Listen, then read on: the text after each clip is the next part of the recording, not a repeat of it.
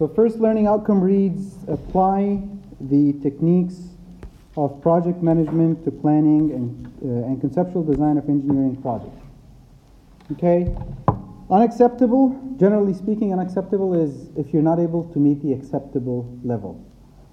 If you're not able to meet any of the acceptable level, that means you're automatically going to the unacceptable. Okay, and we agreed at the beginning when we were doing the explanation on learning on the unit outline is that unacceptable in one learning outcome means failing the whole unit. So you need to be aware that all learning outcomes need to get at least an acceptable level in order for you to pass the unit. Acceptable level for this, there's always something called a key word that you will see that I highlighted with an underline, right? So you need to look at the underlined word because that's the most important word in each learning outcome. And for the acceptable level, you need to submit all the required project management documents in a timely manner, which means you submit them all and submit them all on time.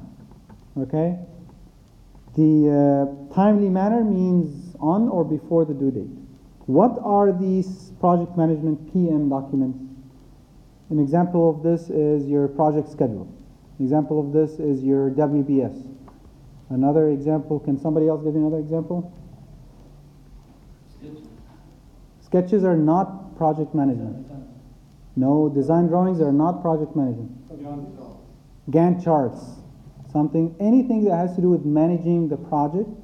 BOQ, cost estimation, anything that has to do with time and cost and breakdown of the project is a project management document. Even meetings?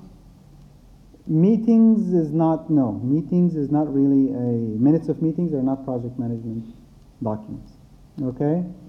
And then the second part is use of appropriate software in project planning, which means if you are going to use a software, you need to select the right software for your project management tool.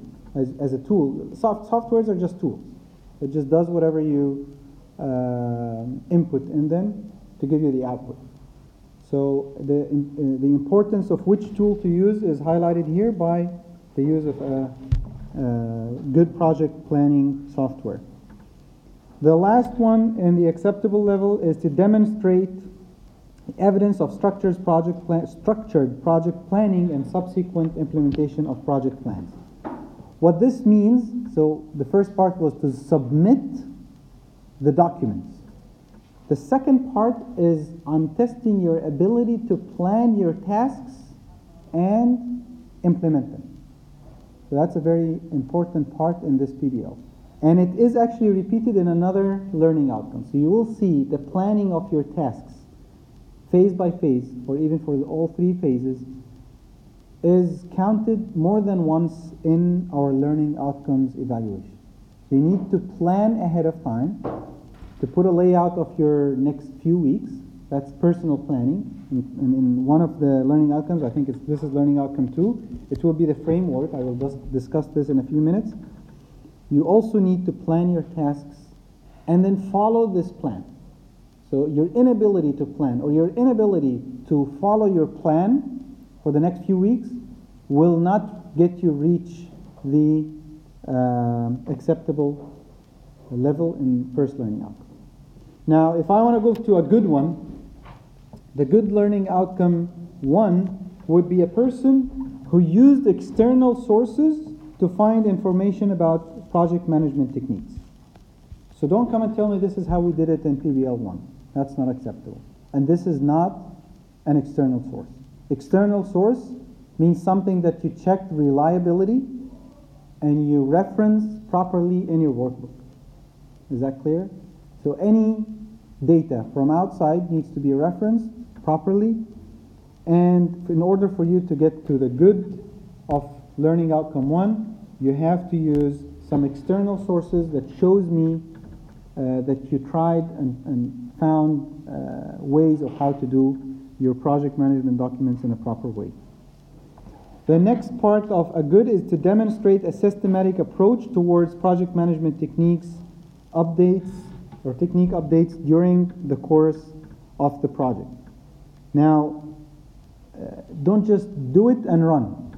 If as you go you discover that there have been things that affected your plan, you must update your plan so all team members are on the same page with you. Okay? So as you go through the project, I planned in week 3 that I should be doing this. Now your plan is changed because of something. You have to go back and update your plan and put in your updated plan. We have a goal of having you always able to make a plan and stick to it, or whenever it is updated, you be able to update the whole plan accordingly. Okay? Because things happen in the middle, ideas come in, government requirements change your tasks, could be one of the tasks is prolonged because of something that was not considered. Anything comes in the middle, are you able to update or not? So this is a very important word, to be able to update this or these plans. The next part is demonstrate an ability to reflect on planning issues within individual project. So you have to be able to have some reflection.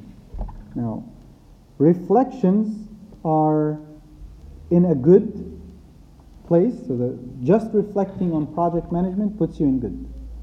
But then if you go with a critical reflection of project management techniques, then you reach a good, an excellent level in learning outcome 1. So learning outcome 1, excellent, requires critical reflections. And you will see that we placed it as critically assessing the project management techniques. So try to make your reflection on the assessment of that technique. Assessment of the technique mainly means what? It means that, why is this useful? What did it add to me and to my project? Why a project schedule makes a difference? Okay, why a cost estimation makes a difference? BOQ, a properly laid out BOQ with the correct divisions, with the right numbers. Why is it important, and how is it affecting my work? Okay, you also need to show some reflections on the project management tools and techniques. And that mainly comes through comparisons between different tools. For example, I'm going to use Primavera or MS Project, and so forth. What's the pros and cons of each one? Why did you pick this tool and not the other tool? Okay. The last one in excellent is demonstrate ability to make change decisions based on project management techniques used. And I believe this is the hardest one. Now, do you think you can have a decision change based on your project management layout through one of the tools or through one of the outcomes? Let me explain more on this. Like, a WBS would put some prioritizing to some of the tasks over others. So you could have a change in one of the tasks because it's more important than the other. Leveling on the WBS would make you work on something before something. So if I see evidence that the use of project management techniques would affect your work plan and your schedule, then you're in the excellent. If you're not able to use them, then pretty much to me, you're only doing them to submit them and get the grade, which makes you in an acceptable level, not at an excellent level. So if you properly use your project management tools to be able to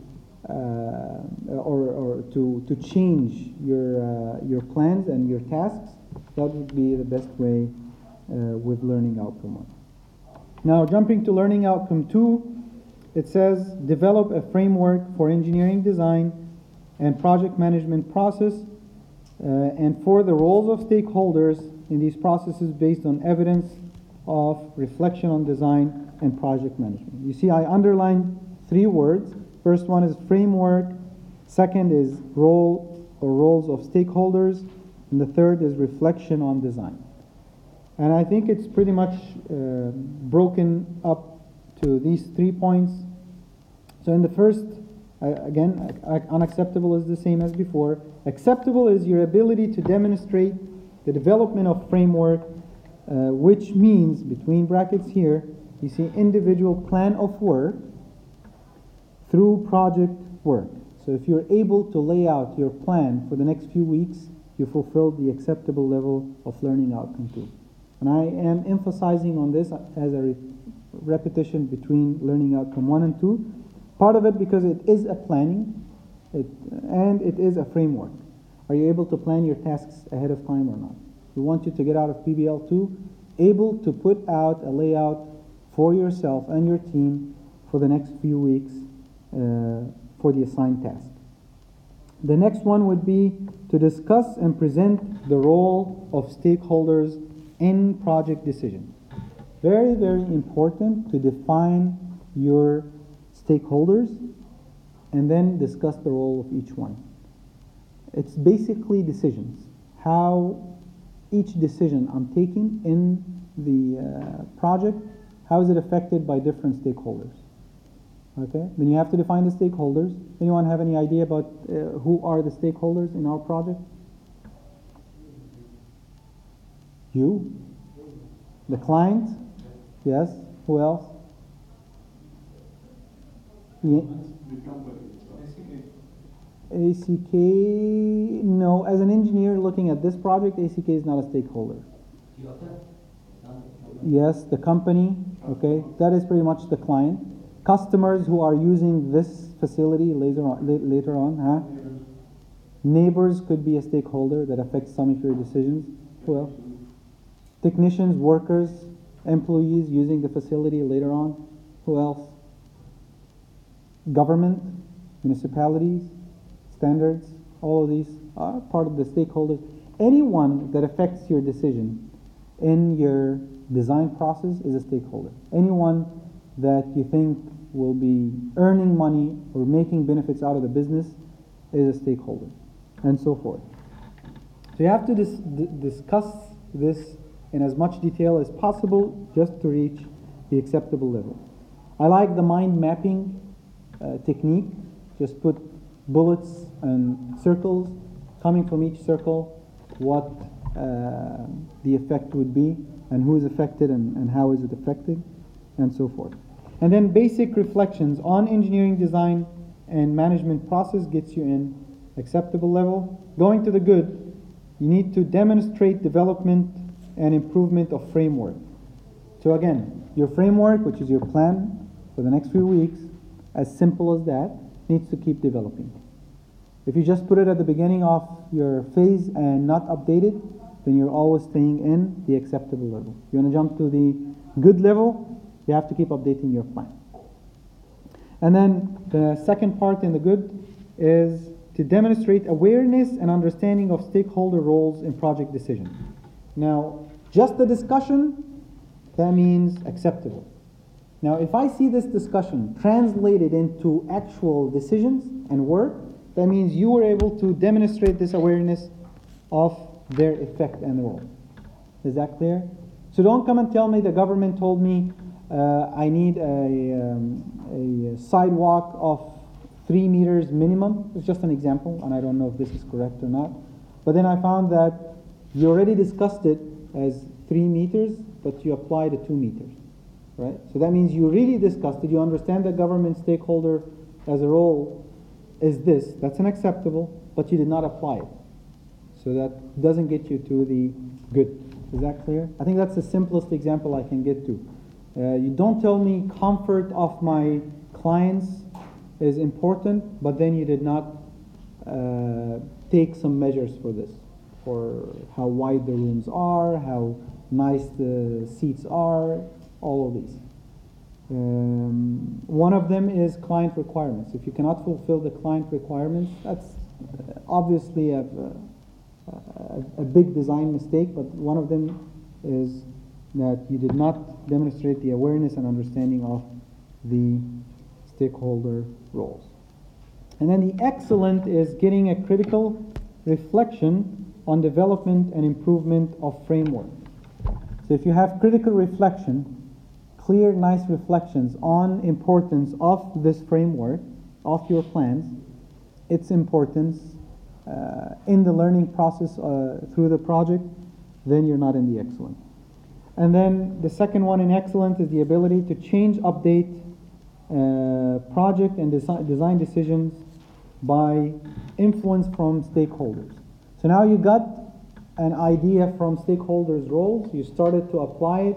As you go through, if you show changes in the decisions that you made before based on stakeholders' influences, then you got to be excellent.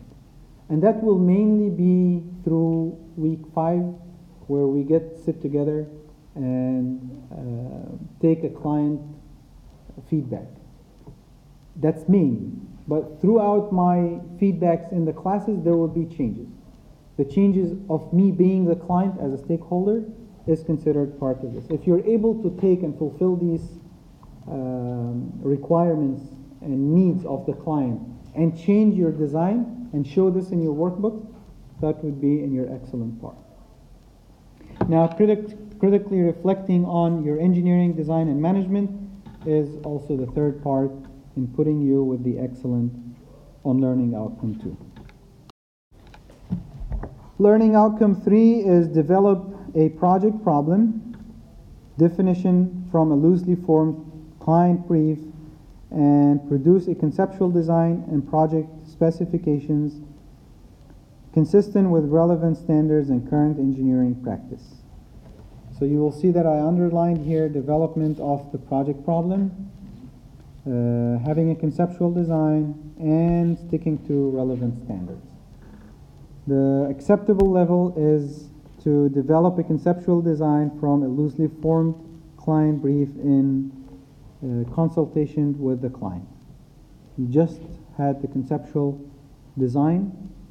If you fulfilled all the client requirements, making a conceptual design, this gets you the acceptable. Ability to develop a conceptual design, but now guided by relevant standards. Now, your ability to fulfill the client brief is number 1. Your ability to fulfill the standards and relevant standards is number 2.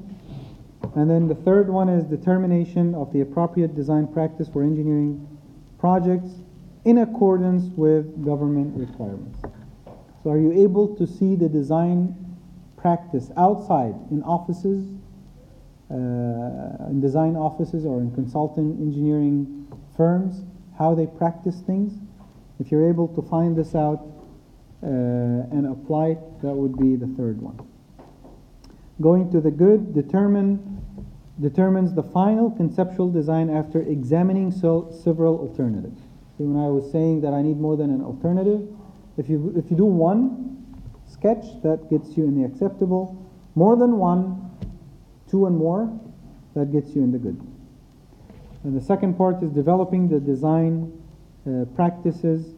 Develop design practices conforming to current industry practice and relevant government requirements. So in the acceptable, you just found out what the practice is. In the good, you developed these design practices conforming to current industry, which means this is what they do, and then the good one, I actually do it. Okay? And then the excellent level is demonstrate the use of external sources to develop a conceptual design alternatives. For example, you're finding out about the room size. Oh, I like it to be 5 by 5. Okay, based on what? Or my bathroom size, it's 2 by 1. Based on what? You have to be able to find external sources, reference them to me for your conceptual design alternative. Okay? One of the examples is one of the students had only 2 meters space for a car to back up. Right? So we need to get some external sources to find what's the proper dimensions for everything in your conceptual design. Okay? And then the last part is to critically reflect on and evaluate engineering design process and practice and government requirements. Okay? You have critical reflections on your process, you're in the excellent. If no critical reflections, you don't reach the excellent. Learning outcome number 4, we get into describe and explain the conduct and management of engineering enterprises and of the structure and capabilities of engineering workforce. Okay? First one is to demonstrate or describe the conduct and management of engineering enterprises and of the structure and capabilities of engineering workforce. Pretty vague, but I want you to read a little bit about engineering enterprises, engineering firms, how the workforce is affecting decisions and work within the firm. And then for the good, the ability to describe the structure and capabilities of project teams, your ability to judge team workers based on their capabilities, assigning tasks based on backgrounds, and so forth. And then your ability to describe project team, inter-team communication, and documentation in engineering enterprises. Part of this is the minutes of meetings, task distribution, task planning, on which one of the team does what. We cannot take decisions of things that we don't have experience on, we don't have enough background on, okay? So, for example, part of it is the civil, mechanical division that we have within the team, and so forth. And then the excellent part is demonstrate research on independently sourced articles, textbooks on conduct and management of engineering enterprises, which means pure research on conduct and management of engineering enterprises.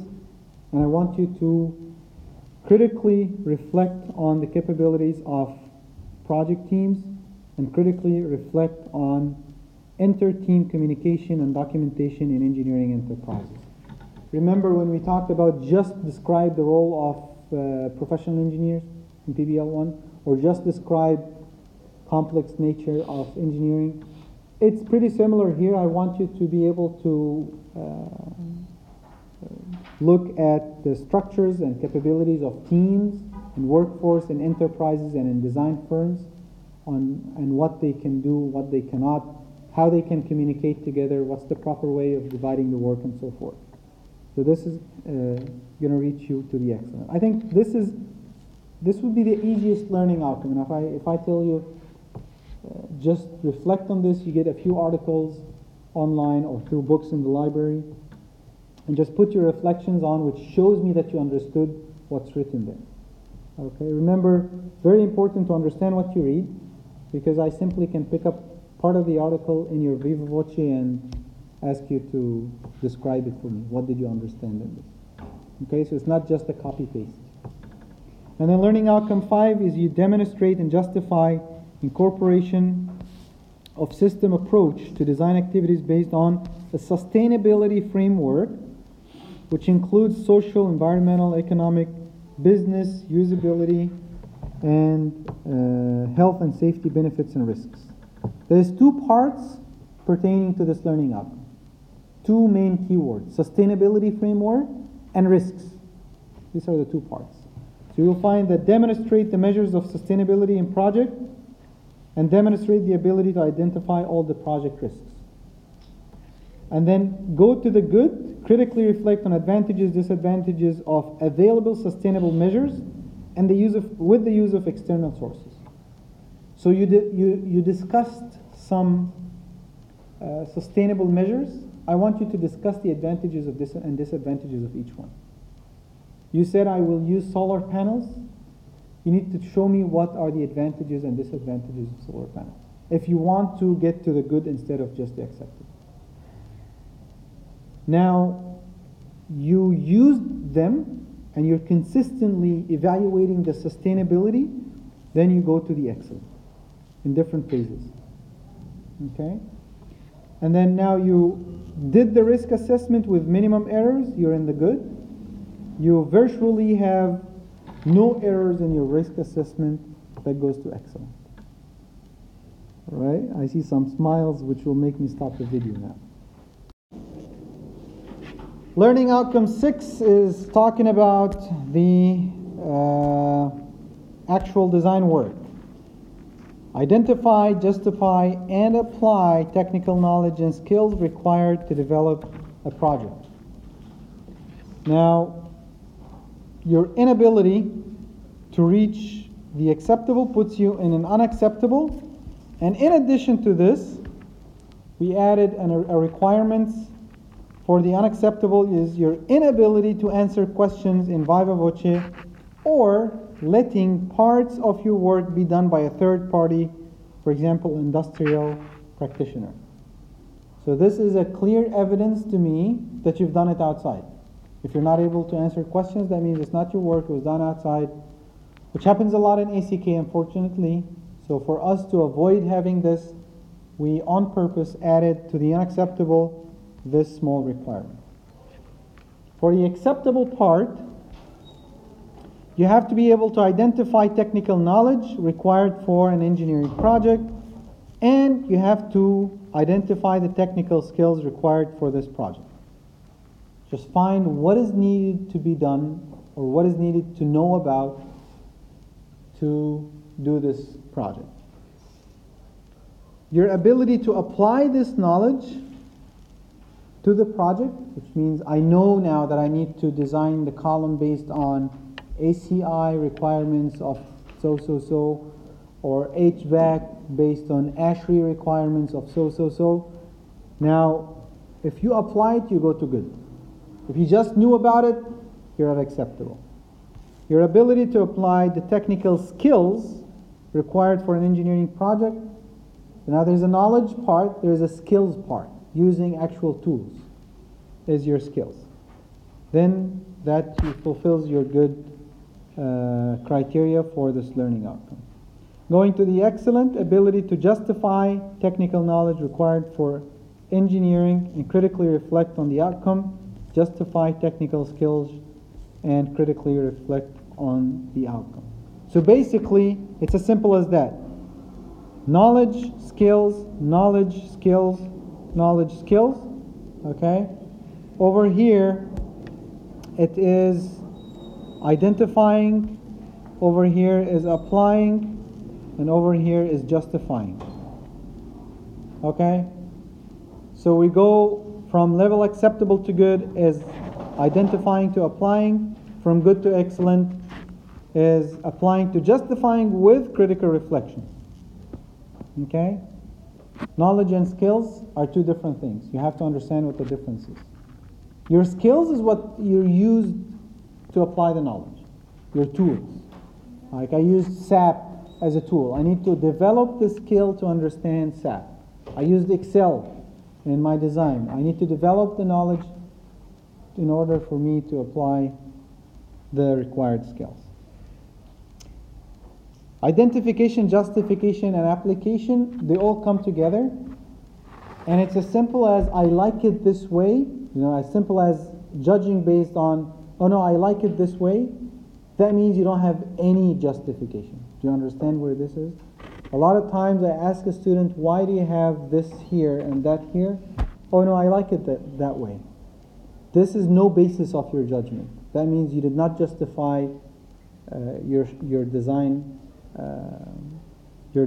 decision.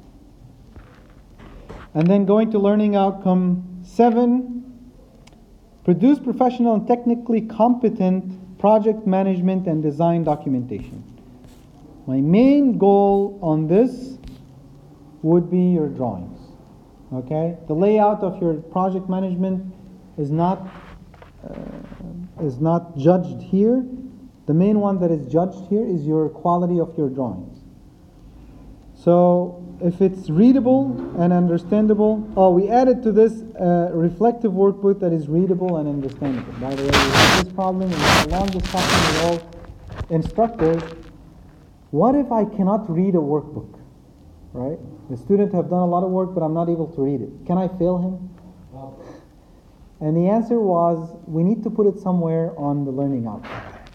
So the same way you give me an unreadable drawing, you have to also think about me not able to read your workbook. So I placed it here. If I'm not able to read your workbook, and I consulted other faculty members, please read this for me, and they're not able to read it, you probably fail learning outcome 7.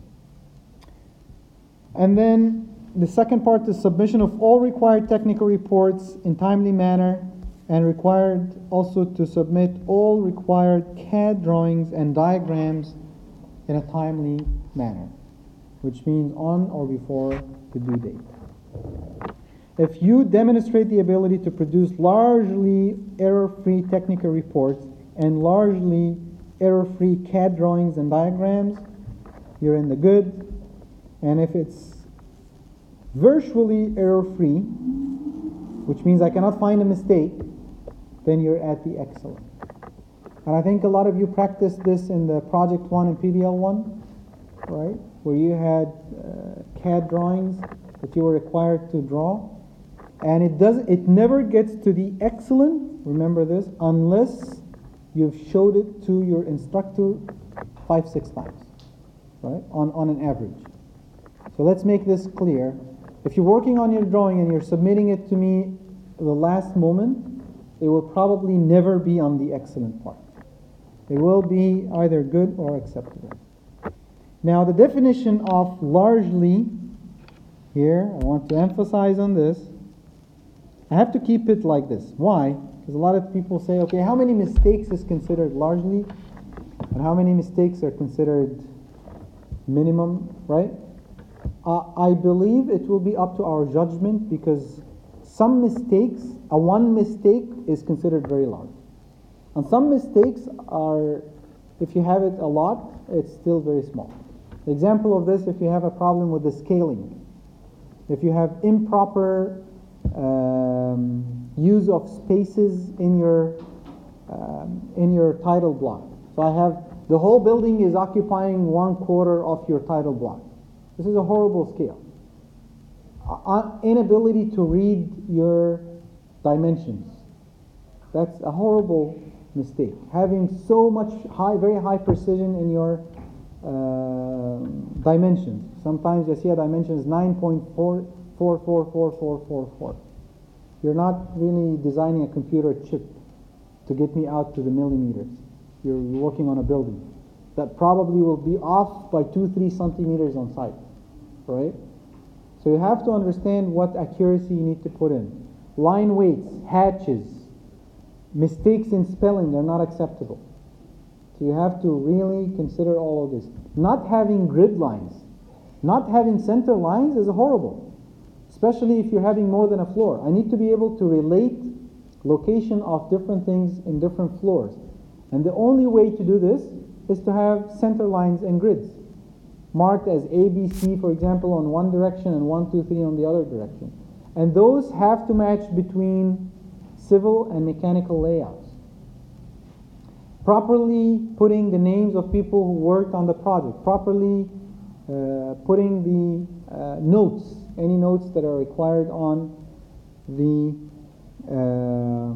drawings. Consistency of font types, font sizes. I'm giving you so much examples now that come at the end, and don't tell me that I did not tell you what to do. Print an A3 and read it, because you will be submitting on an A3. Read it and check the scale before you submit. Show it to your instructor several times and say, where are the problems? A lot of times people don't consider the thickness of the walls, while that eats out from your spaces. A lot of times I see you place doors without the direction of opening the doors, and you place furniture where it's on the way of the door, or you place things on the way of the door. So door directions has to be on your drawings. All of these are simple things. A lot of times people say this is the staircase location, but I don't see a proper enough size in plan that can fit the staircase. All of this will be part of grading your learning outcome 7.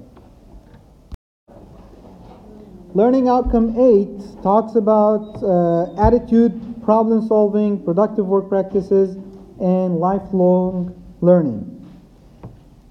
In learning outcome 8, you want to understand that main part is your attitude in class and your ability to participate in work. Now, unacceptable is not able to do the acceptable level, in addition to showing unprofessional, inappropriate attitude during the semester class sessions, TA sessions, presentations, or viva voce. Any inappropriate behavior, unprofessional behavior, will be counted against you in learning outcome 8. Or if I see a poor TA feedback on team performance in class. My TA records everything that happens in the 2-hour slot that you work with.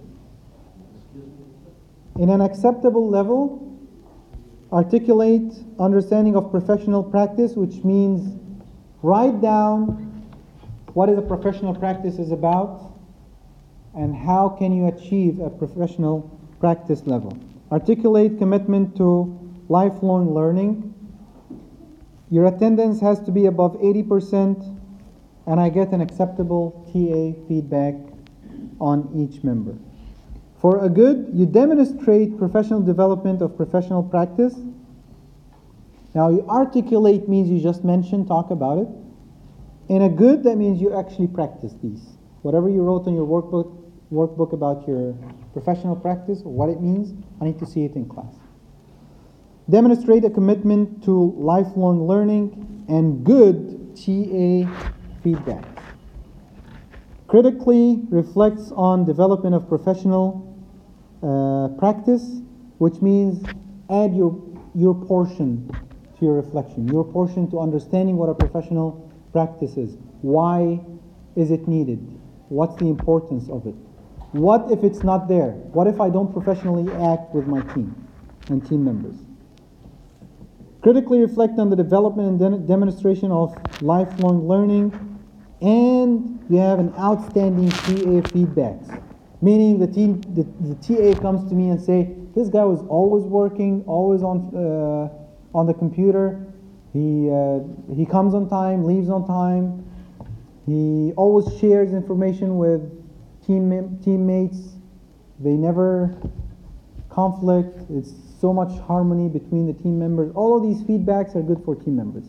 Once I start getting negative feedbacks from the TA, and I'm talking about TA because I feel that a lot of times students in ACK behave differently in TA sessions at PBL than regular instructors, right? I had an experience with a fight in the TA session, like a real fight, right? So students failed the unit, right? Because TA session was years ago. Okay? So think about your professional attitude. This is the most important part for learning outcome 8. Learning outcome 9 is evidence of professional communication, to work and learn individually and in peer learning teams. Your inability to get the acceptable. Also, your failure to attend the client meeting and or the viva voce and presentation fails you in learning outcome 9. You need to remember this. Learning outcome 9, you have to attend and present. In an acceptable level, demonstrate the evidence of capacity to communicate. You have to show me some evidence of communication, like professional emails, WhatsApp group between you and team members, sharing information, acceptable presentation of work with team members, demonstrate capacity to work in team, capacity of independent work as well. So your ability to work by yourself, your ability to work in team is acceptable. Sound presentation, and again, see this goes from acceptable to sound to exemplary. This is your presentation. And then capacity, we said capacity to work in team. The next one would be evidence of capacity to learn in a team through reflection. Are you learning from your team members or not? And then independence learning through reflection. So this is also learning, but you're independently. And then for the excellent, we have presentations that virtually have no errors, no spelling mistakes, good body language, good eye contact, fluent English. Ability, your good practice produces a good presentation. Remember this. So enough practices gets you in a good presentation at the end. Evidence of consistent capacity to communicate professionally, which means not only one email, you're always documenting things.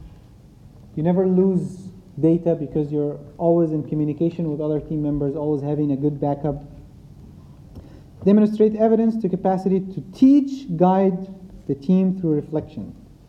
So as I said here, you have ability to learn with the team. Here you have the ability to teach and guide the team on things that they got stuck to. And this concludes the 9 learning outcomes.